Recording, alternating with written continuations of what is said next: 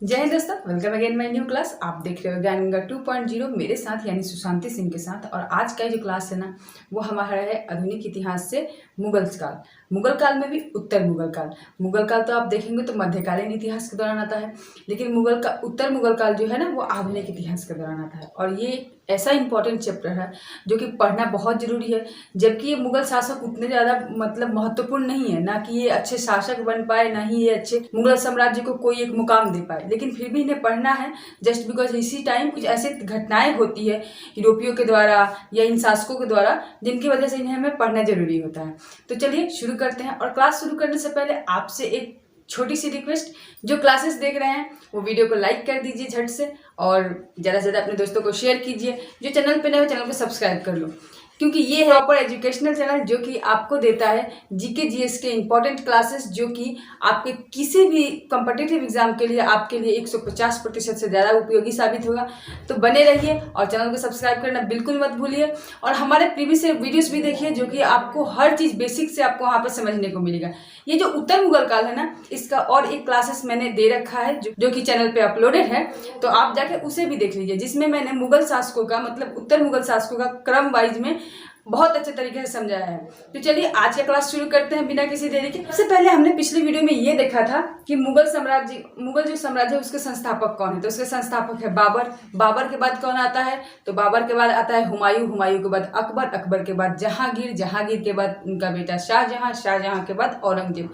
और औरंगजेब के बाद ही, जब औरंगजेब की मृत्यु होती है 1707 में, उसके बाद ही स्टार्ट होता है उत्तर मुगल काल कि। और वो जो शासक होते हैं, औरंगजेब का बेटा, उसके आगे जो भी शासक होते हैं, लास्ट तक जब मुगल साम्राज्य का पूरे तरह से खात्मा होता है, वो शासक बहुत ही कमजोर, पहले वाले जो शासक थे जो मुगल साम्राज्य को एक सर्वोच्चता पे ले गए थे, उनको धराशाह करने में ये बहुत कामयाब रहे। और इनकी मैंने पहले भी आपको बताया अभी, मुगल साम्राज्य में इनका ज़्यादा कुछ महत्व नहीं है, लेकिन फिर भी हमें इनको पढ़ना है, क्योंकि उस टाइम यूरोपीय भारत में थे और यूरोपियों द्वारा भी कुछ कामें ऐसी हुई और इनके द्वारा भी कुछ काम ऐसे किए गए जो कि हमारे इतिहास में एक छाप छोड़ के गया, जो कि हमें पढ़ना जरूरी है और जो कि बार बार देखे जाते हैं हर एक एग्जाम में।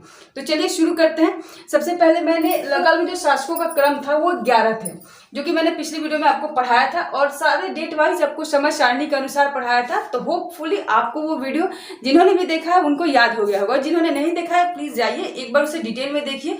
जबरदस्त वाला ये वीडियो आपको समझ में आने वाला है। अब ये जो शासक थे, ये जो कमजोर शासक थे, अगर बोला जाए कि मुगल काल के जो कमजोर शासक थे, इनके बारे में हम जानेंगे थोड़ी बहुत वो चीजें जो कि इंपॉर्टेंट है। पूरी कहानी, पूरी जर्नी नहीं पढ़ना है, हमें ऐसी चीजें पढ़ना है जो कि हमारे एग्जाम के लिए उपयोगी भी हो और हमें ज्यादा उसमें मेहनत भी ना करना पड़े। हाँ, अगर आपको बुक्स पढ़ना है पूरी डिटेल से तो आप एनसीईआरटी के बुक्स फॉलो कर सकते हैं और एनसीईआरटी के बुक्स पढ़ सकते हैं गहन स्टडी के लिए। मैंने भी ये वीडियो प्रोवाइड कर रही हूँ वो एनसीईआरटी के बुक्स से ही बेस्ड है। तो अगर आप चाहते हैं कि जल्दी से किसी चीज़ के लिए प्रिपेयर करें खुद को, तो आप मेरी वीडियो से हेल्प लीजिए, बहुत ही ज़्यादा आपके लिए उपयोगी होगा। तो चलिए शुरू करते हैं। सबसे पहले हम देखेंगे बहादुर शाह के बारे में। बहादुर शाह कौन था? तो बहादुर शाह औरंगजेब का बेटा था और औरंगजेब के बाद जो मुगल शासक आता है वो बहादुर शाह होता है। वैसे बहादुर शाह ही क्यों होता है? क्योंकि औरंगजेब के तो 5 बेटे थे और 5 बेटे का नाम क्या था? तो इसका नाम सबसे पहले आपको ध्यान देना होगा कि बहादुर शाह का जो बचपन का नाम था वो मुअज्जम था। तो उनके जो 5 बेटे थे उनका नाम सुनिए, मुअज्जम, आजम, कामबख्श, अकबर और मोहम्मद सुल्तान। लेकिन जब औरंगजेब की मृत्यु होती है ना, तो उनके 3 ही बेटे बचते हैं। चलिए एक बार बोर्ड पे ठीक से लिख के समझाते हैं। उसका पहला बेटा का क्या नाम था? पहला बेटा का मुअज्जम, दूसरे बेटे का आजम, तीसरे का कामबख्श, चौथे का अकबर, 5वें का मोहम्मद सुल्तान। इसमें जो ये मोहम्मद सुल्तान है वो औरंगजेब की मृत्यु के पहले ही मर चुका था, इसका देहांत हो चुका था, तो इसको हटा दीजिए। अब ये जो अकबर था, अकबर क्या हुआ था? अकबर को एक बार औरंगजेब मराठों के विरुद्ध युद्ध करने के लिए भेजा। वहां पर मराठों द्वारा उसे इन्फ्लुएंस किया गया और उसे बताया गया कि तुम्हें वो एक युद्ध नीति थी उनकी और वो एक युद्ध नीति में कामयाब हुए, इनको इन्फ्लुएंस करके अकबर को। और ये अकबर को इन्फ्लुएंस करके कि तुम्हें तुम्हारे पिता ने यहाँ पे बस अपने युद्ध में मतलब शहीद होने के लिए भेजा है। बस ये होता है इन्फ्लुएंस, और क्या होता है कि ये अपने ही मुगल साम्राज्य के विरुद्ध ही ये खड़ा हो जाता है। जब इसे पता चलता है कि नहीं, इसने ये बहुत बड़ी गलती कर दी है, तो ये अब खुद को यहाँ वहाँ छुपाने की कोशिश किया। भारत में तो इसको कहीं ऐसा जगह नहीं मिला जहाँ ये खुद को छुपा के मतलब सुरक्षित रख सके, तो ये ईरान भागता है। ईरान भागता है और वहीं पर इसकी मतलब मृत्यु हो जाती है। तो इन दोनों को आप करेंगे साइड, बचता कौन है? ये तीन। और आप इस अकबर से ये अकबर महान या अकबर द्वितीय के बारे में मत कीजिएगा, क्योंकि ये अकबर औरंगजेब का बेटा है। तो कभी कभार ना क्वेश्चन ऐसे बनाता है कि 4 ऑप्शन दे देगा और बोलेगा कि औरंगजेब के पुत्रों में कौन शामिल नहीं था। और अक्सर अकबर को लेकर हमारा दिमाग में होता है ना अकबर प्रधान, अकबर महान, या सबसे लास्ट में जो मतलब सेकंड लास्ट है जो अकबर द्वितीय, तो हम इसको हटाते हैं कि नहीं, ये तो हो ही नहीं सकता है, बस इसी को टिक आउट करते हैं। नहीं, अकबर नाम का एक बेटा औरंगजेब का भी था, तो बस ध्यान दीजिएगा। अब आते हैं हम इन तीनों के बारे में। ये तीनों का क्या होता है कि जब औरंगजेब मरता है तो इन तीनों के बीच में सत्ता की बराबरी बंटवारा करके जाता है। लेकिन जो ये सत्ता की भूख, मतलब राजा बनने का जो भूख था, उसके आगे सारी मानवता, सारी भाईचारे की खत्म हो जाती है। वो पहले भी था और अब भी था। पहले राजा महाराजाओं के बीच में था, अभी नेताओं के बीच में है। सत्ता की जो लालसा है ना, उसके आगे हर चीज, मतलब जो मानवता हुआ, जो भाईचारा हुआ, या जो भी संस्कार हुए, या जो भी धर्म हुए, सब पाठ खत्म हो जाता है। तो यहाँ पे मुअज्जम द्वारा किया जाता है 2 युद्ध, जो कि होता है उत्तराधिकार का युद्ध। और उन उत्तराधिकार के युद्धों का नाम क्या है? तो एक जजाऊ का युद्ध,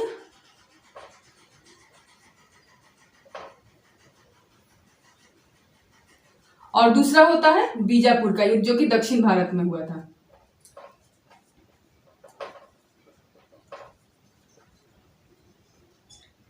जजाऊ का युद्ध होता है आजम के साथ 1707 में ही, जब वो राजा बनता है, मतलब शासक बनता है, उसके बाद तुरंत ही।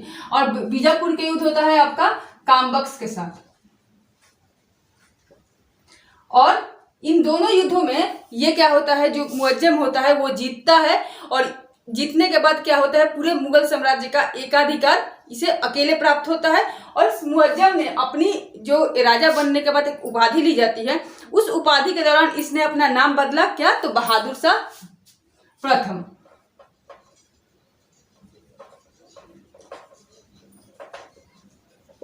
बहादुर शाह प्रथम। अब बस इसे याद रखेंगे, बहादुर शाह प्रथम कब उसका नाम पड़ा? जब उसने उत्तराधिकार का युद्ध लड़ा।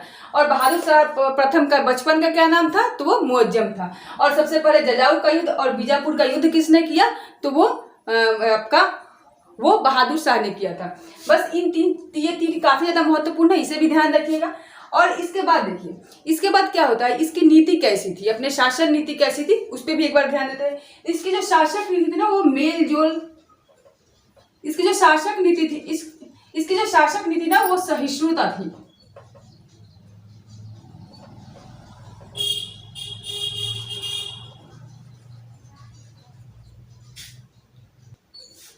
इसके जो शासन की नीति थी ना, वो सहिष्णु थी।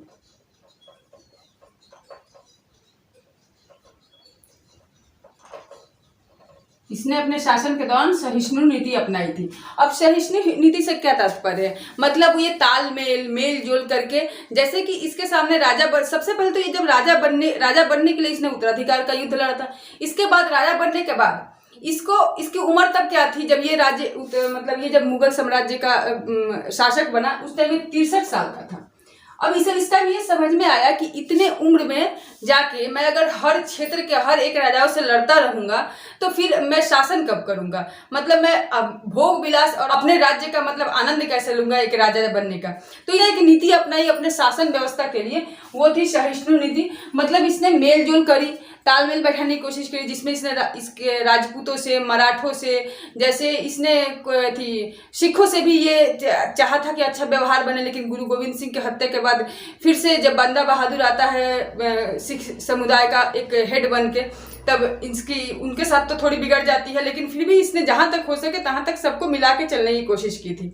बस यही 4 पॉइंट है जो आपको बहादुर शाह से याद रखने हैं। बस बहादुर शाह का झंझट खत्म। एक चीज और, इसको एक उपाधि और मिलती, शाहे बेखबर की।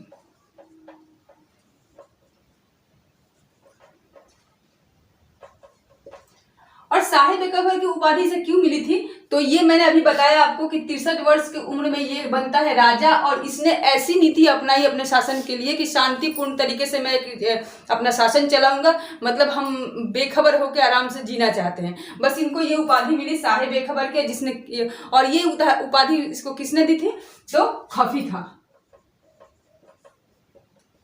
याद रखिएगा दोस्तों, खफी खां ने ये उपाधि दी थी बहादुर शाह प्रथम को। बहादुर शाह का शासनकाल कितना था, फिर एक बार बताते हैं, 1707 से लेकर 1712 तक, मतलब 5 साल।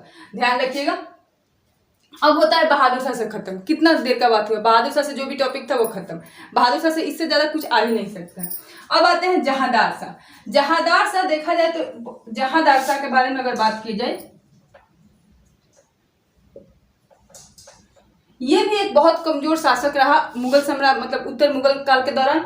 इसको लंपट मूर्ख के नाम से जाना जाता था। अब लंपट मूर्ख क्यों, क्योंकि ये थोड़ी दानी प्रवृत्ति का था, और ये जब दान करने बैठता था ना, तो जो इसके पास है सब दान कर देता था। मतलब एक ये मूर्खता की भी निशानी हुई। दानवीर होना भी एक समझ में आता है, लेकिन दानवीरता के चक्कर में आप सब कुछ अगर किसी को दान कर दो तो ये भी मूर्खता की निशानी है, इसलिए इसे लंपट मूर्ख के नाम से जाना गया। तो लंपट मूर्ख के नाम से कौन सा उत्तर मुगल काल में शासक था, तो वो जहांदार शाह था। इसकी जो अवधि थी, मतलब शासन की अवधि थी, वो कब से कब तक थी, तो 1712 से लेकर 1713, मात्र एक साल के लिए आया था। और इससे भी 2-4 ऐसे महत्वपूर्ण बिंदु है जो कि क्वेश्चंस में आ सकते हैं या 1-2 बार देखे गए हैं, तो इसको भी चलिए देख लेते हैं। तो इसका क्या होता है ना कि ये शासक कैसे बनता है जब इतना ही कमजोर था, इतना ही लंपट मूर्ख था। तो ये एक जुल्फिकार खां नाम का एक वजीर था, जो कि वजीर बाद में बना जब ये जहांदार शाह राजा बनता है, मतलब शासक बनता है। इसी जुल्फिकार खां की मदद से ये जहांदार शाह बनता है शासक। एक साल के शासन के दौरान जहांदार शाह की जितनी नहीं चली, उससे ज्यादा जुल्फिकार खां का शासन चला। और यहाँ पे ये जो जहांदार शाह था ना, वो लाल कुमड़ी नाम के साथ जोड़ के भी इसको देखा गया है। और अगर क्वेश्चन में बार पूछता है कि वो कौन सा मुगल शासक था जिसको एक लाल कुमड़ी नामक वैश्या के साथ जोड़ के इतिहास में देखा गया है, तो वो कौन था, तो जहांदार शाह था। और ये था सैयद बंधुओं की सहायता से जो फर्रुख शेर था, वो इसकी हत्या करता है और जाके आगे राजा बनता है। तो जहांदार शाह से भी आपको बस यही 2-3 चीजें कि जुल्फिकार खां के द्वारा ये राजा बनाया गया, मतलब उनके सहयोग द्वारा जुल्फिकार खां को इसमें क्या मिला, तो वो वजीर बना। एक साल का इसका जो शासनकाल था उसमें जुल्फिकार खां ही असली शासक रहा, देखा जाए तो अप्रत्यक्ष रूप में। लाल कुमड़ी नामक वैश्या के साथ इसका संबंध रहा है, और सैयद बंधुओं द्वारा पहली बार इसको मारकर ही किसे, तो फर्रुख शेर को शासक बनाया गया। और फर्रुख शेर के बारे में चलिए अब देख लेते हैं। इसके टाइम में थोड़ी बहुत कुछ इंपॉर्टेंट चीजें मिल जाती हैं, तो वो देख लेते हैं। अब देख लेते हैं फर्रुख शेर को। फर्रुख शेर जो होता है, सबसे पहले तो हमने अभी पढ़ा था कि फर्रुख शेर किसकी सहायता से राजा बनता है, तो वो सैयद बंधुओं द्वारा, सैयद बंधु की सहायता से राजा बनता है। सैयद बंधु, तो यहाँ पर ये लिखेंगे हम, इसकी ये सैयद बंधुओं की वजह से ये बनता है राजा।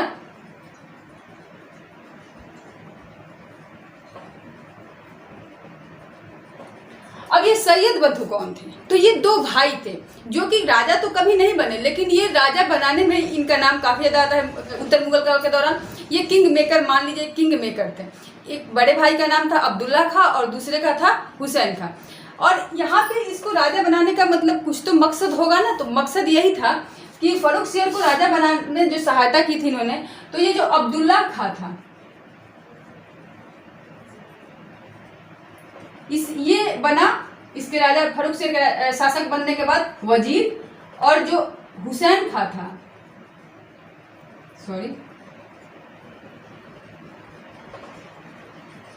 वो बनता है क्या, तो मीर बख्शी।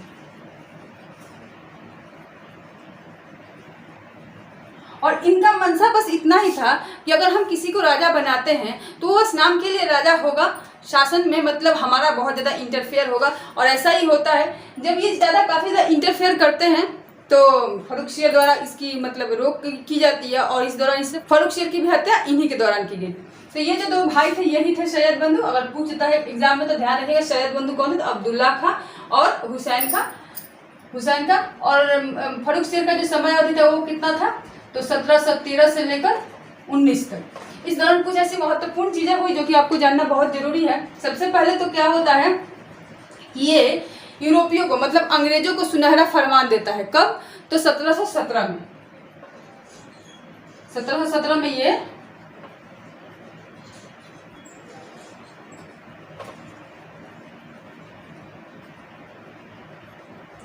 और किसको देता है, तो अंग्रेजों को। और इसी सुनहरा फरमान मतलब सुनहरा फरमान जो जिसके दौरान वो बंगाल और मद्रास के जो एरिया थी उस पर मुक्त व्यापार के लिए मतलब आजाद करता है। 3000 रुपया आपका बंगाल को के लिए और 10,000 रुपया मद्रास के लिए, बस वार्षिक कर लेकर पूरे बंगाल को और मद्रास को आजाद करता है इसी सुनहरा फरमान के दौरान। तो ये आपको ध्यान से रखना है कि किसके दौरान हुआ था, तो फारूक शेर के शासन के काल के दौरान हुआ था। सुनहरा फरमान दिया गया था किसको, तो अंग्रेजों को। एक चीज और, 1716 में जो बंदा बहादुर था, बंदा बहादुर मैंने अभी बताया आपको कि सिख धर्म के जो गुरु गोविंद सिंह थे उनके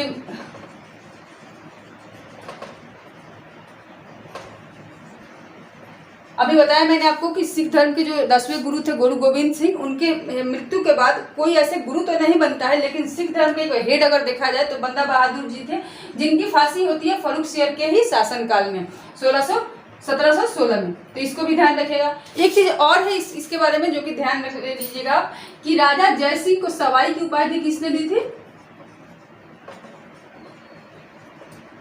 तो फारूक शेर ने दी थी।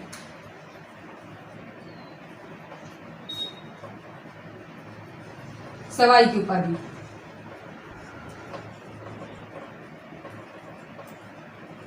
बस इतना ही।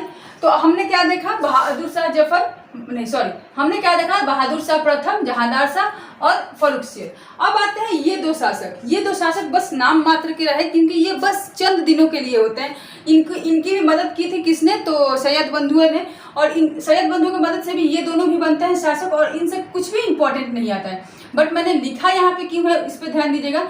अगर आपको उत्तर मुगल काल में शासकों का क्रम पूछता है तो इनका उसमें होना जरूरी है। जस्ट बिकॉज ये 1 महीने के लिए ही बने हैं, लेकिन बने तो है ना शासक, तो इनका होना जरूरी है, इसलिए इनको रखना मुझे जरूरी लगा।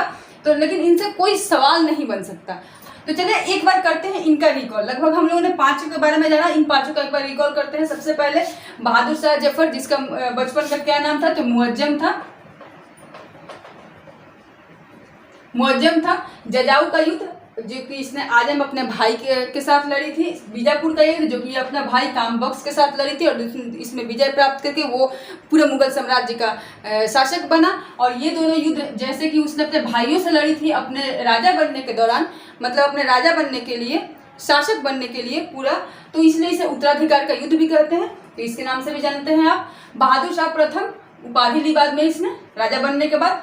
इसकी जो नीति थी वो सहिष्णु नीति थी और ये 63 वर्ष की उम्र में ये राजा बनता है। साहेब बेखबर भी इसे कहा गया था क्योंकि ये शांतिपूर्ण तरीके से अपने शासन व्यवस्था को चलाने की कोशिश की थी। जस्ट बिकॉज ये मतलब इसको ये भी डर था कि मेरे बुढ़ापे की स्थिति में मैं तो एक राजा बना हूँ और इसमें अगर मैं लड़ता भी हूँ तो शायद हार जाऊँ और हारने के बाद दुर्गति होगी, इससे अच्छा है कि मेल मिलाप करके ही ठीक से चला जाए। बस यही था। और साहेब बेखबर की इसको उपाधि किसने दी थी, तो खफी खां ने दी थी। बस हो गया, 3-4 चीजें याद करनी है। आपको विस्तृत रूप में पढ़ना है तो आप बुक लेकर पढ़ सकते हैं, लेकिन एग्जाम के लिए बस इतना ही इंपॉर्टेंट है। अब आते हैं जहांदार शाह। तो जहांदार शाह को लंपट मूर्ख के नाम से जानते थे और इसको जुल्फिकार खां के सहायता से ये शासक बना। लाल कुमरी नामक वैश्या के साथ संबंध के लिए चर्चा में रहा और सैयद बंधुओं द्वारा इसकी हत्या की गई, मतलब साजिश करके इसकी हत्या की गई और फारूक शेर को राजा बनाया गया। फारूक शेर जिसको सैयद बंधुओं की सहायता से राजा बना, ध्यान रखिएगा, पूछ लेता है। और जो सैयद बंधु कौन थे, वो एक अब्दुल्ला खां थे, यहाँ पर मैंने खां छोड़ दिया था, और हुसैन खां।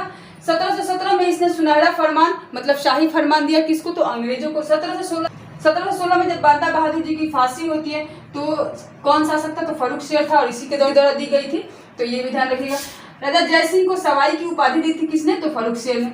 दोस्तों अब आते हैं रफीउद्दौला जो कि 1719 में आते हैं और 1719 में एक महीने के लिए बस आते हैं, 1 महीने और 1 महीने कुछ के लिए आते हैं। बस आपको क्रम वाइज में हमको ये बताना था, इसलिए इनको रखे हैं हम। दोस्तों आज वीडियो काफी लंबी हो रही है। इसके बाद जो ये मोहम्मद शाह अहमद शाह, आलमगीर शाह, शाह आलम द्वितीय, अकबर द्वितीय और बहादुर शाह के बारे में हम नेक्स्ट क्लास बनाएंगे। तो आज इन्हीं 4-5 जो शासकों के बारे में मैंने बताया है इनको रिवाइज कीजिए, ध्यान से पढ़िए, 1-2 बार देखिए। हमें लगता है कि एक बार में ही आपको याद हो गया होगा, तो वीडियो देखने के दौरान ही। तो आज के लिए बस इतना ही, मिलते हैं नेक्स्ट क्लास में। तब तक के लिए जय हिंद, वंदे मातरम, हर हर महादेव।